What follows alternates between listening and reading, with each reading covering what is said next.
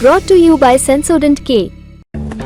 बस बैक नहीं आया। SLS पैराफिन और दूध का करंट भी कौन? तो लाइफ का करंट ऑन? कुछ भी। तो ट्राई करके देख ले। Sensodyne K toothpaste for sensitive teeth. Gyaneshwar ji ji, Prashant Kishor खूब घूम लिए, जन स्वराज का फाउंडेशन भी बना है, टीमें भी बनी है, तंबू भी खूब गड़े, 1 दर्जन से ज़्यादा ज़िलों में पदयात्रा हुई, कुछ में कार यात्रा हुई और अब 2025 की तैयारी की बात हो रही है। कितना ज़मीन पर, आपने भी उनका इंटरव्यू किया है, हमें भी कुछ एक बार बात करने का मौका मिला। क्या संभावनाएं देख रहे हैं आप प्रशांत किशोर की चुनावी राजनीति की दृष्टि से, और जो फॉर्मूला वो फ्लोट कर रहे हैं जिसमें सीधे तौर पर वो दलित और मुस्लिम जिसको मिला के लगभग ये 37% वोट होता है उसको लक्ष्य कर रहे हैं और उसको लेके अलग अलग दलीलें दे रहे हैं, ग्राउंड पे उसका क्या रेजोनेंस है उसके बारे में बताइएगा। पर पहले प्रशांत किशोर की इस रणनीति के बारे में। देखिए, प्रशांत किशोर के बारे में जब बात करते हैं हम सौरभ जी, तो एक बात यह समझने की जरूरत है कि बिहार का एरा क्या रहा। देखिए, लालू यादव, रामविलास पासवान और नीतीश कुमार। रामविलास पासवान अब रहे नहीं, लालू यादव कोई चुनाव लड़ नहीं सकते हैं और नीतीश कुमार की सेहत क्या है यह हम और आप समझ रहे हैं।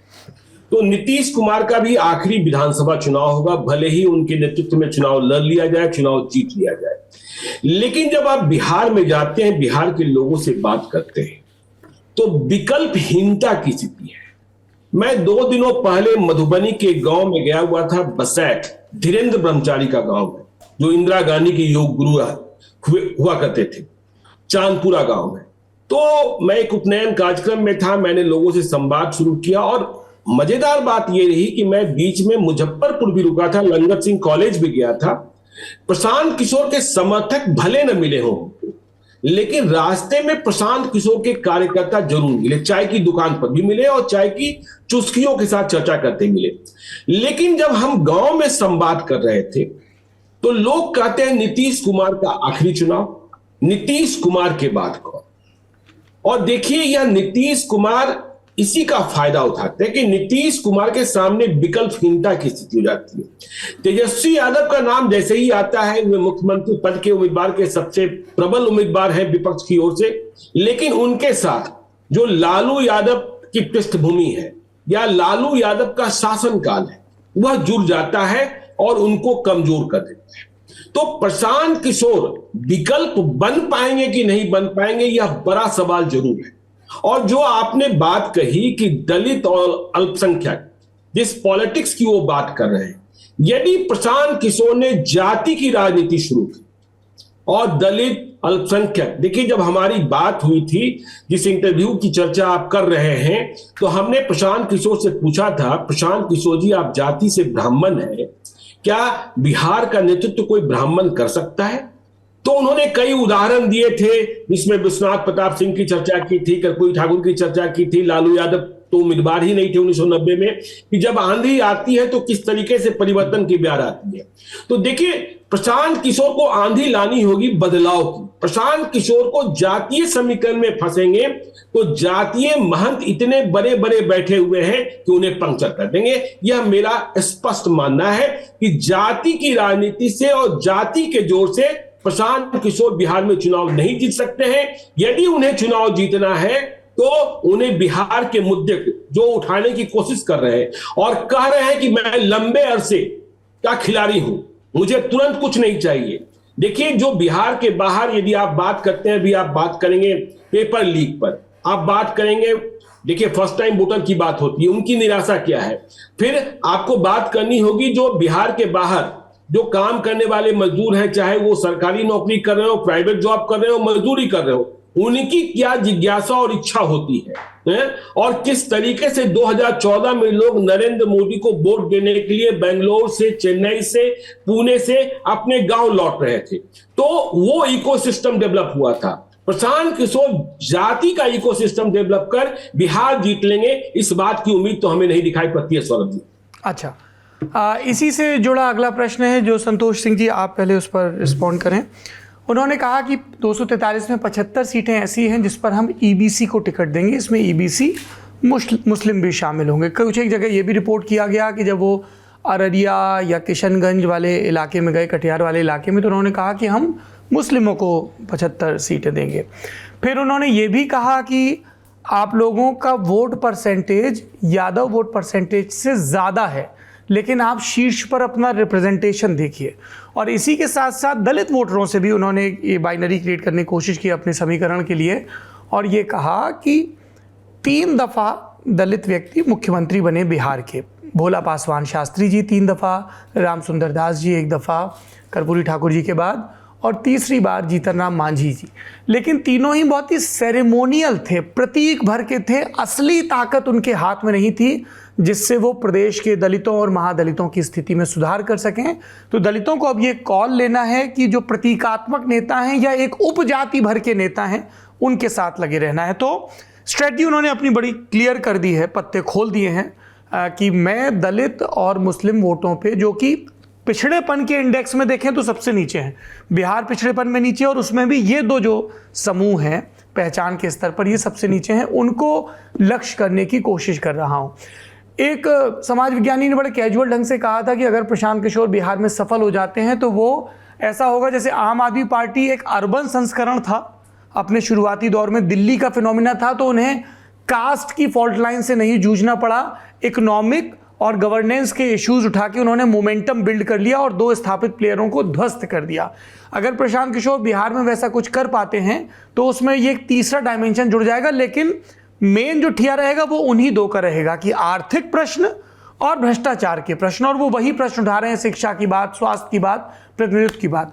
आप प्रशांत की इस रणनीति को कैसे देखते हैं? आपका भी कुछ एक बार संवाद हुआ है और आप उनकी यात्राओं को भी देख रहे हैं, और बिहार तो लंबे समय से आप और ज्ञानेश्वर जी कवर कर ही रहे हैं। जी, इसमें देखिए एक हुक चाहिए, हर एक पॉलिटिशियन को एक हुक चाहिए। जैसे कि आप अरविंद केजरीवाल को वो हुक चाहिए था, तो उन्होंने एक पॉपुलिस्ट मेजर लेकर के वो हुक तैयार किया। प्रशांत किशोर एक मुस्लिम्स को एक अलग एंगल से वो उसको ट्रीट कर रहे हैं। वो उनको कहते हैं कि आप कब तक डर के वोट दीजिएगा। ये उनका एक कॉमन थ्रेड होता है, एक लाइन होगा है कि आप, उन्होंने यहाँ स्पष्ट, मैंने उनके बहुत सारे वीडियो सुने तो उसमें कहा कि आप उस डर के, बीजेपी के डर से वोट देते हैं और ऐसे लोगों को वोट देते हैं जो उसमें कुछ लुम्पन एलिमेंट होता है। सिर्फ ये एक आपका डर का एलिमेंट। आप कब ये डिसाइड कीजिएगा कि आप अपने बच्चों के लिए वोट देंगे, ये इस डर खत्म करने के लिए। तो वहाँ सबसे पहले वो डर वाले एंगल में कहते हैं, और उसके बाद वो पिछड़ेपन की बात करते हैं। और उनको लगता है कि वो देखते हैं कि वो 89 के राइट्स के बाद किस प्रकार lock stock and barrel Lalu की झोली में पूरा मुस्लिम का वोट आ जाता है। तो उनको लगता है कि ये एक वोट्स है, एक ऐसा वोट्स है जो मुझे कहीं ना कहीं अब थोड़ा सा फैटीग हो गया है, मुझे पोरस होता हुआ दिख रहा है, यहाँ हम सेंधमारी कर सकते हैं। तो वहाँ उसमें उनके पिछड़ेपन की बात करते हैं। सीमांचल एरिया में ऑफकोर्स फोकस करेंगे, दरभंगा मधुबनी वाले एरिया में करेंगे, जहाँ भी हैं। तो एक जो कॉमन थ्रेड है वो मुस्लिम्स को कह रहे हैं कि नए सिरे से जो एक बाइनरी क्रिएट हो गई है, फॉर और अगेंस्ट वाला रिलीजियस बाइनरी, उसमें ट्रैप नहीं आकर के आपके वोट मैटर करते हैं, वो डेवलपमेंट के लिए। व्हाई डू यू वोट, ये प्रश्न करते हैं। और आपका जो दूसरा है, जो कि ओवर्टली नहीं बोलते हैं दलित के बारे में, वो एक ऐसी कंस्टिट्यूएंसी है जो आपने बहुत इसका इशारा कर ही दिया कि बिहार में 3rd पावर ट्रांसफर नहीं हुआ है। जब भी हो गया है, जो भी पॉलिटिशियंस हुए हैं, चीफ मिनिस्टर, वो प्लेस होल्डर्स हुए हैं। और ठीक है, चिराग पासवान के बड़े नेता हैं, लेकिन आप दलित के नेता नहीं पूरी तरह से जगजीवन राम कराए, क्योंकि वो सेंट्रल की पॉलिटिक्स की, रामविलास पासवान भी नहीं किया, रामसुंदर दास भी नहीं, तो कोई एक पैन बिहार दलित नेता नहीं हुआ। तो उसी प्रकार वो कहते हैं कि आपका एक पैन बिहार दलित नेता नहीं होता है, और एक पैन बिहार जो आपका मुस्लिम नेता नहीं होता है, डिस्पाइट द फैक्ट कि आपका 17% पॉपुलेशन है। उसी में वो एक अभी बहुत पहले इट इज़ टू अर्ली, और जिस कास्ट सर्वे की वो भर्त्सना करते हैं, उसी कास्ट सर्वे का ड्रॉ लेकर के, इंपोर्ट लेकर के 36.1% में कहते हैं हम ईवीसी को देंगे, और उसमें मुस्लिम ईवीसी भी शामिल है। मैंने बातचीत करके अभी हाल में स्टोरी इस पर लंबी स्टोरी की कि 5 व्हाट आर द 5 थिंग्स ये लोग हैं। मैं ज्ञानेश्वर जी से सहमत हूं। क्या है वो 5 चीजें, जरा दर्शकों को बताएंगे? 5 चीजें मैं इसको ये बोलता हूं कि एक तो हम मुस्लिम और दलित की बात कर रहे हैं, तीसरी बात कहते हैं कि एक जो सोशलिस्ट पॉलिटिक्स का फैटीग है, मतलब एक तो 34 ईयर से वो चल रहा है, और वो कास्ट रिजर्वेशन इसी आधार पर चल रहा है। तो उस तिलस्म को, उस चीज़ को कैसे तोड़ा जाए? उन्होंने सही कहा कि कास्ट से कास्ट को नहीं तोड़ा जा सकता है। तो वो उनके पास बहुत बड़ी चुनौती है। तो ये 3 हो गया। उसके बाद एक लीडरशिप क्राइसिस की जो बात वो इशारा कर रहे हैं कि तेजस्वी को छोड़ करके कोई यंग लीडर नहीं है। चिराग अगर स्टेट पॉलिटिक्स में जाते हैं अलग है, लेकिन एक एनडीए का धड़ा होता है, तो अभी से एनडीए वाले कह रहे हैं कि हम नीतीश कुमार के नेतृत्व में, तब तक वो 75 हो जाएंगे, उनके नेतृत्व में चुनाव लड़ने की बात कर रहे हैं। तो वो एक लीडरशिप प्रोजेक्शन, न सम्राट चौधरी के प्रोजेक्शन की बात होती है, ना किसी और के प्रोजेक्शन की बात हो रही है। तो एकमात्र यंग लीडर फ्रेम में उनको दिख रहा है तो वो तेजस्वी है। तो उसके मुकाबले में देखते हैं प्रशांत किशोर अपने आप को, भले ही लीडर प्रोजेक्ट अपने आप को नहीं करें, तो वो लगता है कि I could be the third angle of Bihar politics in 2025। तो मुझे लगता है कि वो एक अभी भी प्रयासरत हैं। मुझे लगता है कि अभी उनका जो हुक होना चाहिए इलेक्शन का, वो अभी क्लियर नहीं हुआ है कि क्या हो हुक हो। हुक क्या होगा? ज्ञानेश्वर जी, इसमें कुछ जोड़ना चाहेंगे आप? नहीं, देखिए जो कहा इन्होंने, संतोष जी ने कहा, देखिए आपने अरविंद केजरीवाल की बात की, आप असम गण परिषद का भी इतिहास देखिए ना जी। क्या वे स्थापित नेताओं को लेकर आए थे हैं? और जब आप ईबीसी की बात करने लगेंगे, जब आप मुसलमान की बात करने लगेंगे या किसी भी जाति की बात करने लगेंगे, तो जाति फिर यह पूछेगा कि मेरी जाति का क्या कोई व्यक्ति मुख्यमंत्री बनने जा रहा है?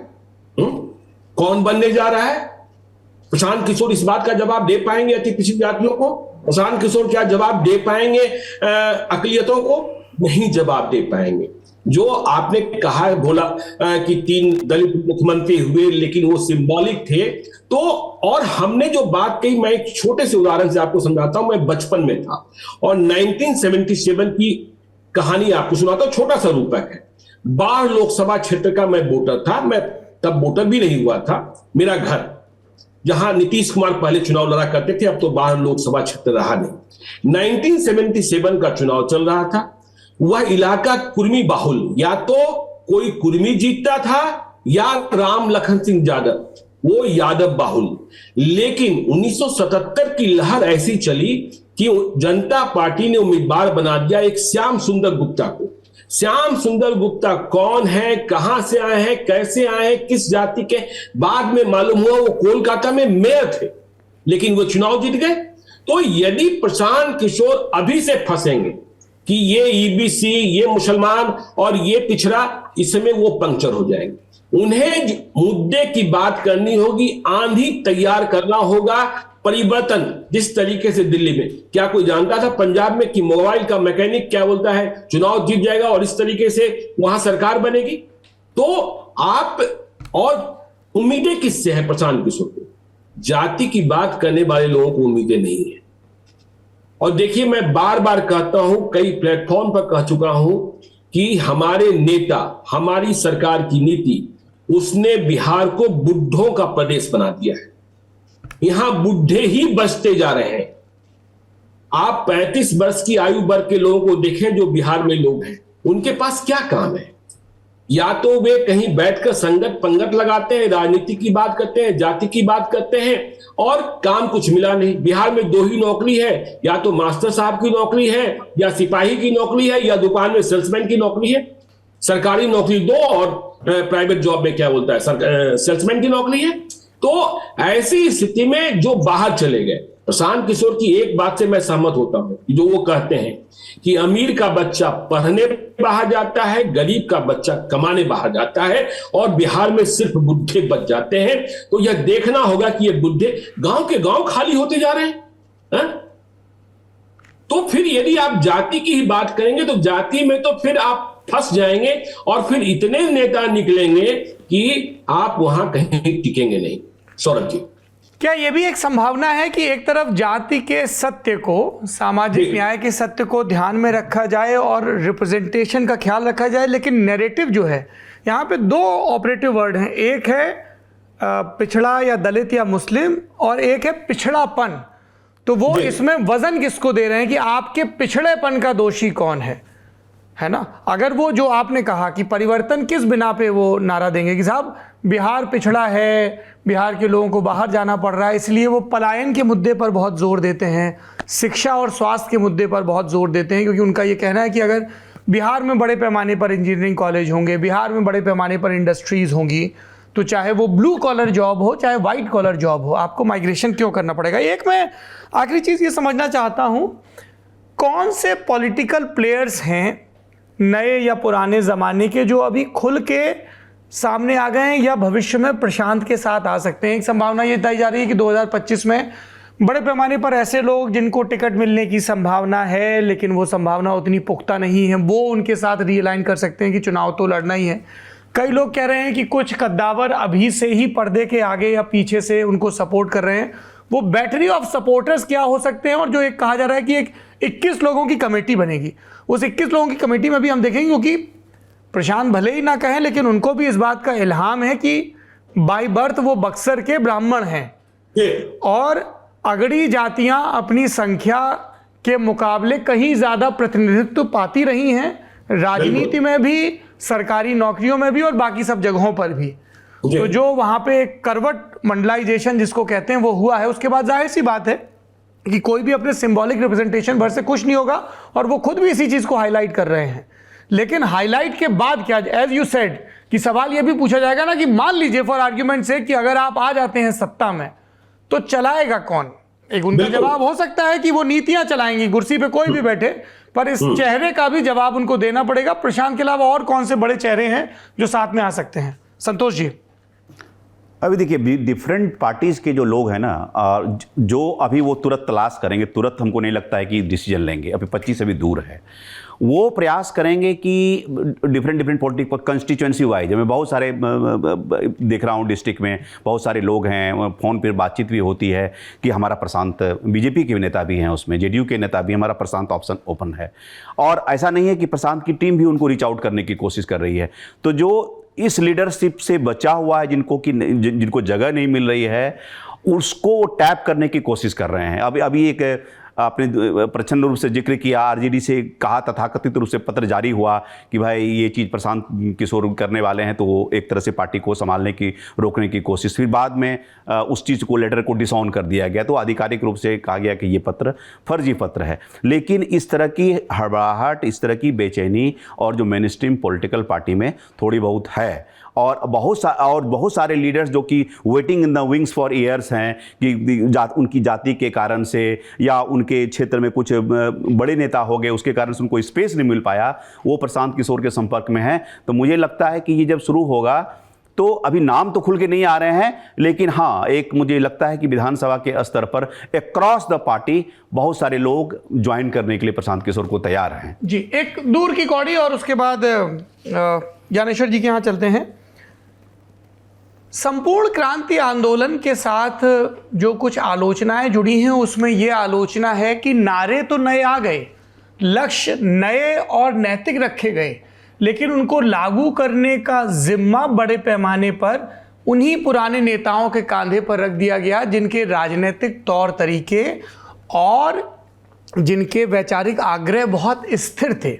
इसका एक प्रत्याख्यान हमें दिखता है असम में, जब यूनिवर्सिटी से छात्र भवनों से निकले लोग सीधे मुख्यमंत्री भवन में गए, लेकिन वहां पर भी उस तरह का बड़े पैमाने पे सामाजिक बदलाव नहीं दिखा, क्योंकि सत्ता तो बदल जाती है, वो अपेक्षाकृत आसान है, लेकिन समाज के सोचने का तरीका, समाज की प्राथमिकताएं और फौरी लाभ के बजाय दीर्घकालिक उपायों के बारे में सोचना और सरकार और समाज का साथ आना, ये थोड़ा मुश्किल है।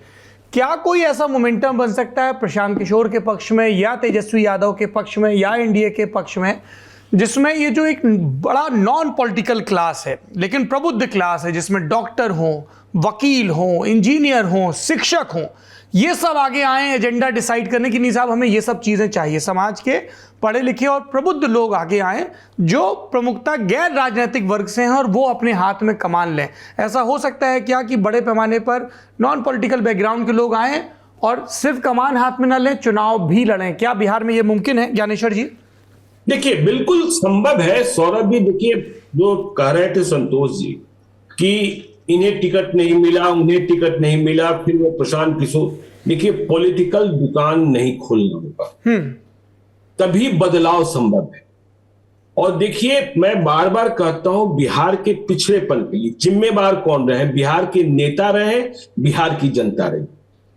अभी बजट आने जा रहा है देश का, सभी लोग कह रहे हैं कि भाई विशेष राज्य का दर्जा, पता है विशेष राज्य का दर्जा नहीं मिलेगा, तो कह रहे हैं कि भाई विशेष पैकेज दे दो। लेकिन हमें चाहिए क्या? जब हम किसी होटल में जाते हैं, रेस्तरां में जाते हैं, तो तय हम करते हैं कि हम मटर पनीर खाएंगे कि चिकन बिरयानी खाएंगे, हम तवा की रोटी खाएंगे कि हम तंदूरी रोटी खाएंगे, कि हम बटर रोटी खाएंगे कि मिस्सी रोटी खाएंगे। हाँ, तो तय हम करते हैं। तो हम यह कह रहे हैं कि हमको स्पेशल पैकेज दे दो, लेकिन किस बात का स्पेशल पैकेज दे दो, किस चीज के लिए स्पेशल पैकेज दे दो, हम अपनी मांग बताते नहीं है। फिर वो दे देंगे और कहा जाएगा कि ये तो मिल गया। वही आप चंद्रबाबू नायडू को देखिए, मिलने आए दिल्ली, और कल ही इकोनॉमिक टाइम्स में खबर छपी कि 60,000 करोड़ रुपए की रिफाइनरी। तो भाई उन्होंने रिफाइनरी मांगी, बहुत स्पेसिफिक डिमांड के साथ अप्रोच करते हैं वो जी। बिहार के नेता मांगते क्या है, उनके पास विजन क्या है। और देखिए, फिर से हम करें, दुकान नहीं खोलनी है। दुकान खोलेंगे तो जो थके हैं, हारे हैं, पहले देखिए नीतीश कुमार के बारे में क्या कहा जा रहा था लोकसभा चुनाव के पहले, वो समाप्त हो गए, कुछ नहीं बचा है, लेकिन लोकसभा चुनाव के बाद फिर से ताकत। और देखिए, मैं फिर बार बार कहता हूं, महिलाओं की जो ताकत नीतीश कुमार के पास है ना, वह ताकत अभी भी टूटती हुई दिखाई नहीं पड़ रही। जब हम महिलाओं से बात करते हैं, ग्रामीण महिलाओं से बात करते हैं, तो उनके मन के भीतर सुरक्षा की भावना, देखिए उनको भी पता है कि शराब की होम डिलीवरी है, महिलाएं जानती हैं, लेकिन इस बात का सुकून है कि उनका मर्द जो है दारू पीता है और घर में आकर के चुपचाप सो जाता है, वह कोई तांडव नहीं करता है, वह कोई मारपीट नहीं करता है। तो देखिए, ये महिलाओं के प्रति भरोसा। मैं लोकसभा चुनाव के दौरान एक रात घर लौट रहा था, मैं जब रात को लौटता हूं तो रास्ते में नहीं रुकता हूं, तो पटना में सचिवालय के पास मेरे ड्राइवर ने गाड़ी रोक दी। मैंने पूछा क्या बात है, तो ड्राइवर ने कहा भाभी जी ने कहा है 250 ग्राम धनिया लेना है। तो हमने कहा ले लो। मैं भी उतर गया, तो जो सब्जी बेच रही थी, रात का 11 बजे का करीब वक्त होगा, तो मैंने पूछा क्या हाल है चुनाव का। तो उस महिला ने कहा, मैं आगे बढ़ गया, और देखिए वो अति पिछड़ी जाति की महिला थी, कि वोटवा तो ओकरे दे भाई जरा चलते रतवा में 11 बजे तक दुकान खोल लीजिए, और आप दुकान में आए हैं मतलब सब्जी लेने के लिए, ठेला लगा हुआ है। तो ये सुरक्षा की भावना, अपराध कहां नहीं है। जब मैं दिल्ली के बारे में पढ़ता हूं तो मुझे लगता है कि बिहार में तो कुछ है ही नहीं। कौन हिमांशु भाऊ अमेरिका से बैठ के करा रहा है, कौन पंकज सांगवान इंग्लैंड से बैठ के करा रहा है, और क्या क्या घटनाएं हो रही हैं। तो तिहाड़ जेल में नीरज बमाना क्या करा रहा है, कौन फला बाली क्या करा रहा है। तो ये स्थितियां हैं, लेकिन फिर से हम प्रशांत किशोर पर आ रहे हैं। प्रशांत किशोर को वो बातें लेकर आनी होगी जो उन्होंने पदयात्रा में शुरुआत में कहा था, हम बदलेंगे, हम छुटकारा दिलाएंगे पिछड़ेपन से, हम यहां रोजगार पैदा करेंगे, हम वो करेंगे जो नेता नहीं कर पाए। लेकिन यदि आप जाति की बात करने लगेंगे तो फंस जाएंगे। सौरभ जी।